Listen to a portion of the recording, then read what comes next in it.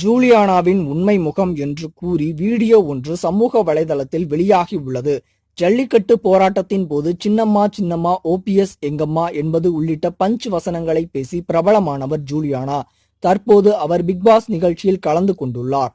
ஜூலியை வைத்துதான் நிகழ்ச்சியை பரபரப்பாக்குகின்றனர். தான் ஒரு செவிலியர் வேலை பார்த்து வருபவர் என்று பிக்பாஸ் நிகழ்ச்சியில் கலந்து கொண்ட ஜூலி தெரிவித்துள்ளார்.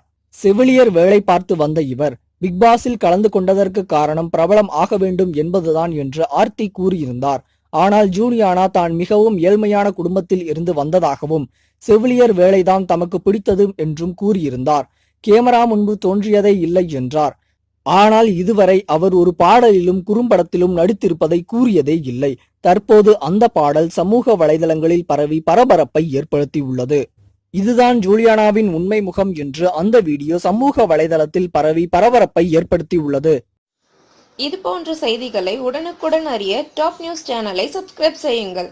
நன்றி, வணக்கம்.